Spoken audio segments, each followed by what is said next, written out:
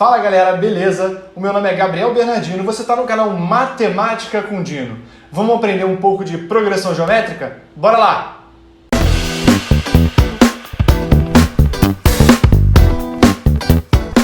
E aí galera, olha só, esse é aquele momento que eu preciso te pedir para você curtir o vídeo, para você compartilhar esse vídeo e se inscrever no canal. É muito importante para mim, para o canal e para as pessoas que podem tirar dúvidas de hoje sobre progressão geométrica, para fazer com que esse canal atinja muito mais gente, beleza? Então vamos lá, curte aí, compartilha, se inscreve no canal, marca o sininho se você quiser ser avisado sobre as próximas matérias, beleza? Hoje a gente vai começar uma série de vídeos sobre progressão geométrica, para que a gente possa tirar todas as dúvidas sobre essa matéria, essa sequência que pode causar determinados obstáculos no aprendizado das pessoas e no caminho das pessoas em provas, em concursos e assim por diante. Vamos lá, olha só. Então, a primeira coisa que eu quero mostrar para você aqui em progressão geométrica diz respeito à definição do que uma progressão geométrica é. Né? Então vamos lá, o que uma progressão geométrica é? Bom, formalmente ela tem uma definição que é essa que está aí, que diz o seguinte: o quociente entre termos consecutivos é constante. Caraca, como assim o quociente? Quociente é o resultado da divisão. Então quando você pega um termo e divide pelo seu antecessor numa progressão geométrica, isso significa que a gente vai dizer para você que ela é constante, certo? Ou seja, ela sempre vale a mesma coisa numa determinada PG. Essa constante a gente chama de razão também, assim como na progressão aritmética que a gente fez nos últimos vídeos de sequências. Só que nesse caso, por ser quociente, a gente vai dar um nome de Q. Apesar de chamar de razão o tempo inteiro, a gente vai continuar chamando de... A gente vai dar um nome de Q. A gente vai continuar chamando de razão, mas vai chamar de Q. Beleza? Então olha só, imagina que isso aqui é uma PG. Para isso ser uma PG, eu preciso levar em consideração o fato de que eu tenho que saltar de termo em termo sempre somando alguma coisa, certo? Não. Se eu tivesse que somar alguma coisa, isso seria uma PA. Então eu tenho aqui que multiplicar alguma coisa. Então eu vou sempre multiplicar por um valor Q. Sempre multiplicar por um valor que vale Q. E assim por diante. Você nota que aqui eu coloquei o AN menos 1 e o AN, né, e eu vou multiplicar pelo valor Q. Eu sempre estou multiplicando por valor Q. O AN menos 1 e o AN são dois termos que ficam ali, soltos, em algum lugar, entendeu? O AN, ele é algum termo da minha progressão aritmética. Geométrica. Essa progressão, por exemplo, que está aí, eu não sei aonde ela vai parar. Então eu botei o N lá para frente. Vamos ver alguns exemplos do que a gente está dizendo que é uma PG? Então, quociente. O que significa quociente? Divisão. Se o A2 dividido pelo A1 é igual a uma razão que eu estou chamando de Q, significa que A1 vezes Q é igual a 2. A2 vezes Q é igual a 3. E assim por diante. Beleza? Então vamos ver alguns exemplos aí. Olha só. O primeiro exemplo. 3, 6, 12, 24. Qual é a razão que eu estou utilizando aqui nessa progressão? Qual é a razão que eu estou utilizando? Ó, Q é igual a... Basta fazer a divisão de um termo pelo seu antecessor que você vai notar qual é a razão. Então, 6 dividido por 3, 2, pronto. A razão aqui é Q igual a 2. Eu ainda tenho um segundo exemplo aí. Eu vou dar vários exemplos para você ver. Olha aqui, ó. Nesse caso é menos 10, menos 20, menos 40. Opa, eu estou multiplicando aqui por menos 2, não é isso? O próximo, qual é? Ih, rapaz, aqui eu estou multiplicando por quanto, hein?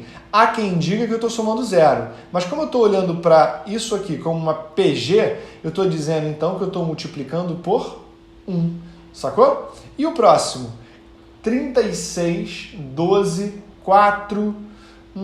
eu estou multiplicando por alguma coisa? Você pode olhar para mim e falar, Bernardino, não, você está dividindo.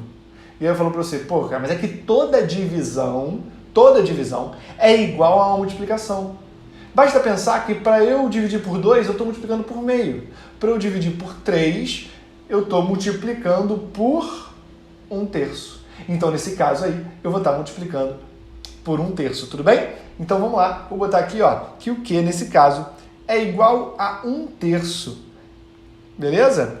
Então, basta fazer um termo dividido pelo seu antecessor. 12 dividido por 36, 1/3. 4 dividido por 12, 1/3. E assim por diante. Olha esse exemplo aqui, ó. Menos 625, menos 125, menos 25, menos 5. Eu estou multiplicando? Tô. Só que ele está meio que dividido por 5? Ah, então eu estou multiplicando por 1/5, não é isso? Então eu vou escrever aqui, ó, multiplicando por 1/5, que é igual a 1/5. Tá certo? Falta um exemplo aqui. Olha para esse exemplo que está lá embaixo agora. Olha para esse exemplo. 1 menos 4, 16, menos 64, 256. O que está acontecendo aqui, hein? O que está acontecendo aqui? Eu estou aqui multiplicando por menos 4, tá vendo? Eu estou multiplicando sempre por menos 4. Então, o que aqui é igual a menos 4. Beleza. Olha só, eu, de propósito, coloquei aí algumas PGs com classificações diferentes, para a gente conseguir analisar, baseada nessas que estão aí, as classificações de PG. Então, repara que algumas delas são crescentes, algumas são decrescentes, eu tenho uma que é constante, e eu tenho uma delas que é alguma coisa estranha, que é essa última, que é a 6 aí. Mas vamos devagar, vamos lá. Olha só para as classificações possíveis. Eu tenho PGs que são crescentes. Quando é que as PGs são crescentes? Quando eu multiplico por valores altos, não é isso? Se eu multiplicar por um valor alto, eu passo a aumentar. Faz sentido isso? Mais ou menos. Vamos pensar de outro jeito. O que é uma PG constante? Beleza? O que seria uma PG constante, que é a próxima classificação aqui? Uma PG constante é aquela que tem o Q igual a 1. O Q igual a 1 é o cara que eu multiplico uma PG, que eu multiplico sempre e que mantém o mesmo valor. Então, deixa eu botar aqui, ó. Então, constante. Já vou botar aqui do lado, ó. Q igual a 1. Q igual a 1. Esse aqui não tem erro. Beleza. Então, a princípio me dá a ideia de que se eu multiplicar por um número maior do que 1, se eu multiplicar, vou repetir, por um número maior do que 1, e aqui, nessa 2 aqui, eu também estou multiplicando por um número maior do que 1, é importante saber isso, ó. Aqui eu estou multiplicando por 2, não por menos 2, tá? Não vamos confundir. Estou multiplicando por 2. Eu falei menos 2, eu confundi, hein? Olha só, eu estou multiplicando por 2. Então, quando eu multiplico por um número maior do que 1, eu estou aumentando, certo? Na número 1, sim. Mas na número 2, não é isso que está acontecendo. Não é isso que está acontecendo. Porque na número 2, eu estou reparando ali que eu estou multiplicando por 2 e o negócio está diminuindo. Porque o menos 20 é menor do que o menos 10. Olha, aqui, o menos 40 é menor do que o menos 20. Então tem uma coisa diferente acontecendo aí. Então eu vou pensar o seguinte, eu vou pensar assim. Olha só. Se os meus números forem positivos, eu multiplicar por um número maior do que 1, ele aumenta. Mas se os meus números forem negativos, eu multiplicar por um número maior do que 1, ele vai ficar muito negativo. Então, tá. E se os números forem negativos? Quer dizer, se a minha razão estiver entre 0 e 1, como está na número 4 e na número 5, eu também estou notando que a número 4 diminui, porque eu estou dividindo por 3, mas dividir por 5 na número 5, que está ali, faz ele aumentar. Afinal de contas, o menos 5 ele é maior do que o menos 25, porque ele está mais à direita, não é isso? Em relação à reta real. O menos 5 está mais próximo do zero. Ele é como se fosse menos negativo. Então ele é mais positivo. Então ele é maior do que o menos 25. Beleza, então vamos fazer essa divisão agora? Vamos lá. Preste atenção agora que isso aqui vai aparecer com mais clareza para você agora. Olha só. Então você tem aqui crescente. Eu tenho duas maneiras de ser crescente. Se eu tiver termos positivos ou se eu tiver termos negativos. Não é isso? Se eu tiver termos negativos. Com termos positivos, o que vai acontecer é que o Q tem que ser maior do que 1. Com termos negativos, o Q está entre 0 e 1. Então, se eu tiver razão entre 0 e 1, com termos negativos ele aumenta, porque eu pego uma parte do negativo. Beleza. No caso, se eu quiser fazer uma PG decrescente, e aí nesse caso então eu vou ter o contrário, né? Para termos positivos, eu quero dividir. Então eu vou pegar um Q que está entre 0 e 1. Vamos botar aqui, ó, 0, ó, o Q está entre o 0 e o 1. Se eu tiver termos negativos aqui, termos negativos. Então, nesse caso, o meu Q vai ser maior do que 1, e aí eu vou ter uma PG também decrescente. Tá, agora aquela número 6 eu quero falar de perto com você. Naquela número 6 ali, se você prestar bem atenção, eu tenho o número 1, pensa assim num gráfico que vai andar desse jeito. Ó, 1 vai crescer um pouquinho. Aí o 4 foi lá para baixo, muito para baixo. Aí o 16 subiu muito, subiu muito, subiu muito. Aí o 256, menos 64, desceu muito. Ah, nem vai aparecer na tela mais, ó. Aí o 256 subiu demais. Então ele tá passando e descendo do zero, ele tá aumentando e diminuindo o tempo inteiro. Para isso a gente vai chamar esse tipo de PG alternante ou alternada, beleza? Porque ela fica mudando aí. Então vamos lá, eu vou botar aqui que para ela ser alternante ou alternada, o meu Q ele tem que ser igual não. Pode ser igual a um número menor do que zero, beleza? Porque aí eu tenho um número negativo. Então vamos lá, vou repetir. Uma coisa importante para vocês. Peça na reta real. Números negativos fazem PG alternantes, beleza. Passou do zero. Entre o 0 e 1 fazem PG, aí depende se o termo é positivo ou negativo, né? Se ele for de positivo vai ser decrescente, se for negativo vai ser crescente. Tá. Q igual a 1 vai dar constante. Q maior do que 1 vai depender também. Eu vou falar para você o seguinte.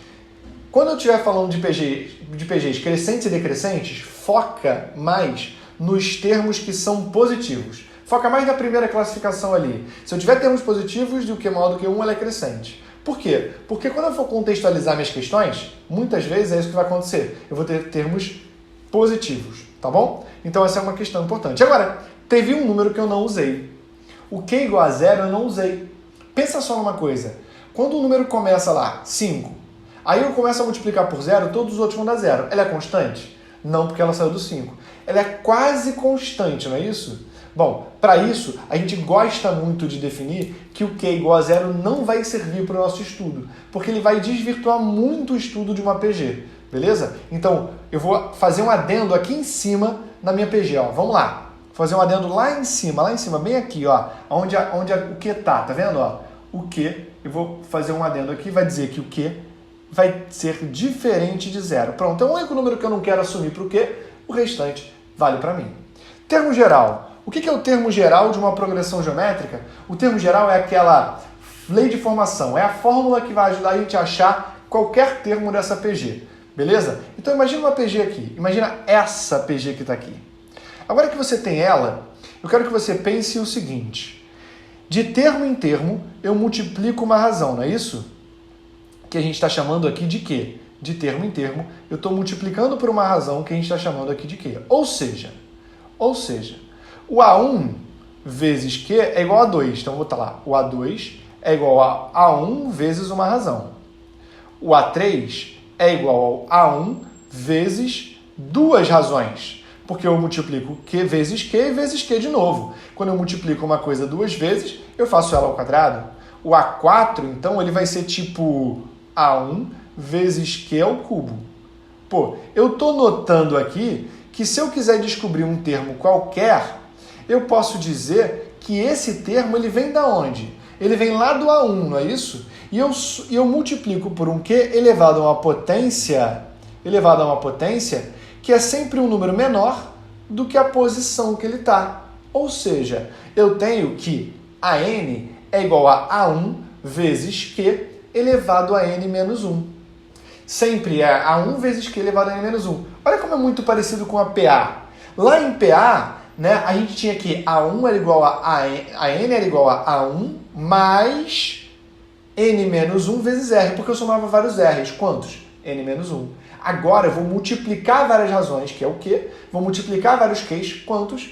N menos 1. Então a mesma coisa acontece. A diferença é que, vamos dizer assim, o tamanho das operações é diferente. Percebeu? Agora, preste bem atenção no seguinte. Quando eu saio do primeiro termo e vou para o quinto, eu multiplico 4 razões. Quando eu saio do terceiro termo e vou para o sétimo, eu também multiplico 4 razões.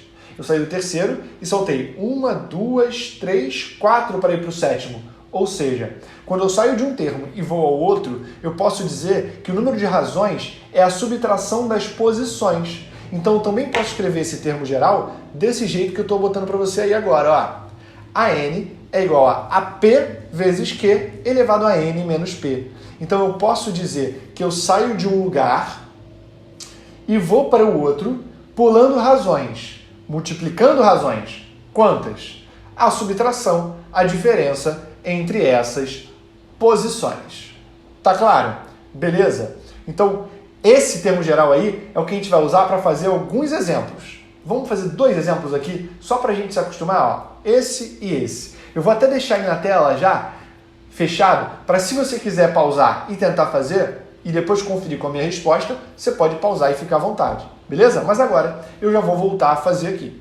Então você vê aí que eu tenho 2 questões com sequências muito parecidas, tá bom? Muito parecidas. Não faz diferença para a gente nesse momento se essa sequência são iguais ou não. É mais para a gente tentar testar o nosso termo geral ali, tá bom? Então vamos lá. Vamos aqui botar o azul escuro para a gente conseguir enxergar. E agora eu vou resolver as questões. Se você pausou e tentou fazer, vamos conferir junto.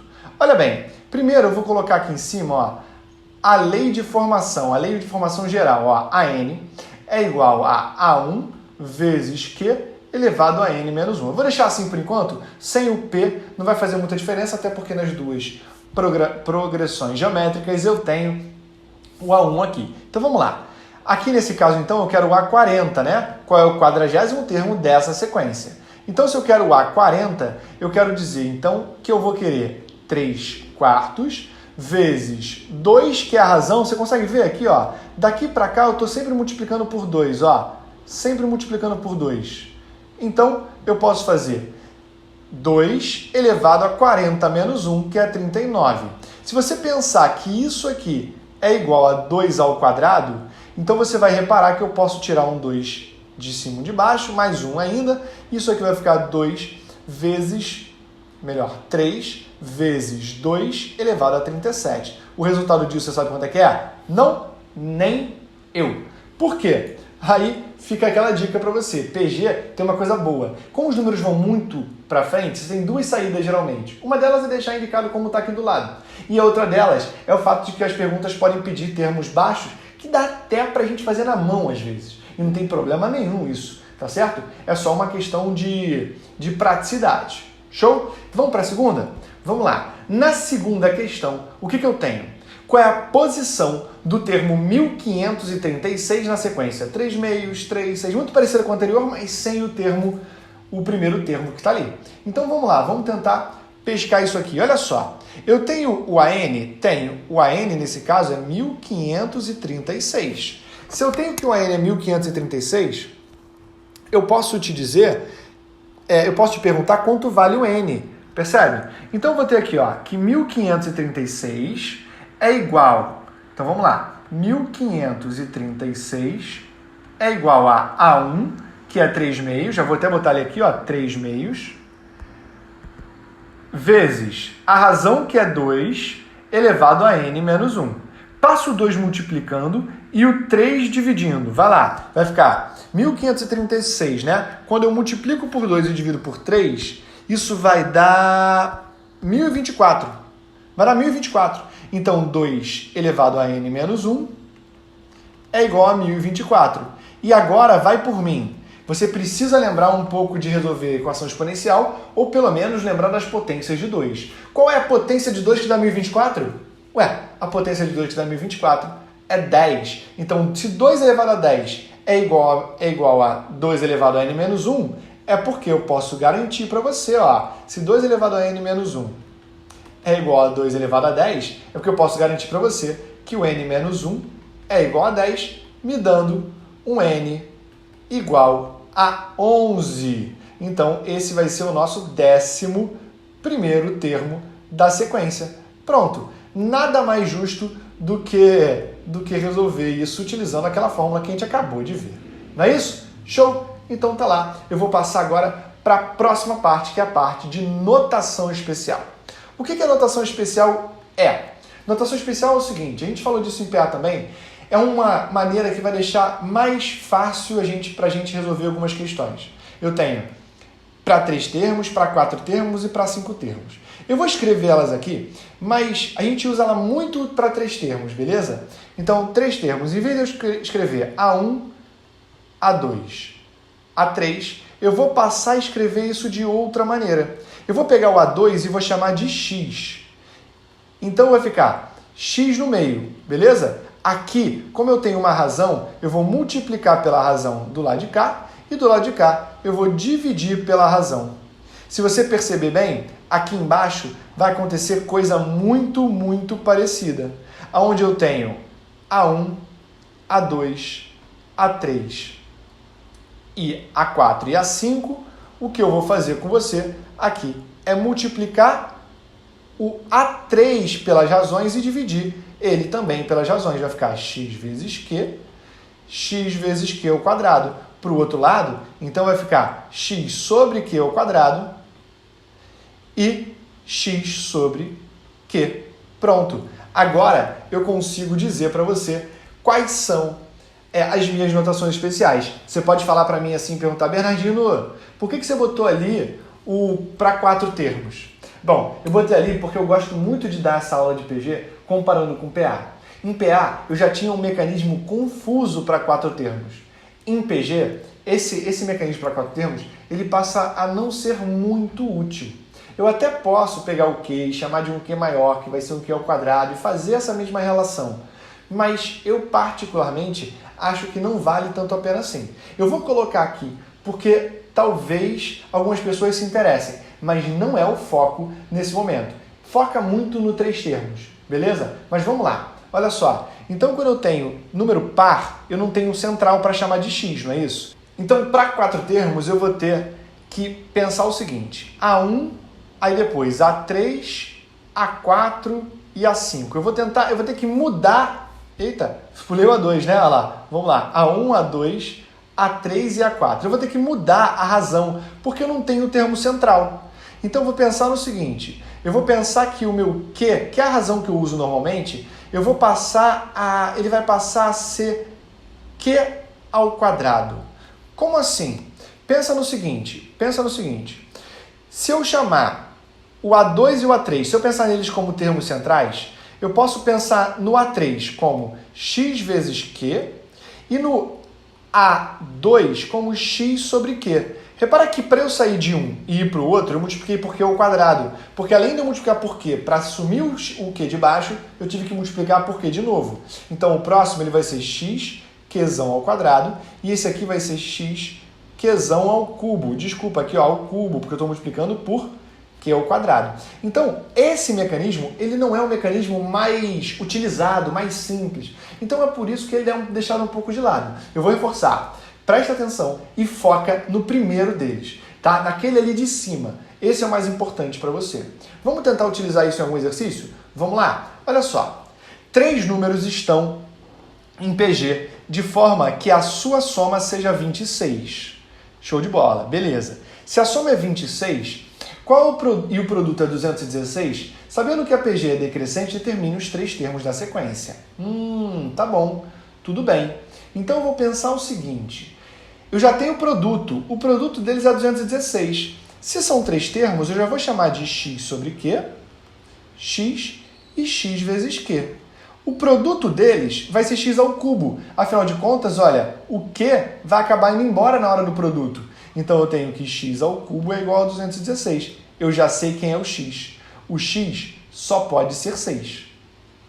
Se o x é 6, a minha sequência já passou a ser 6 sobre a razão, 6 vezes a razão.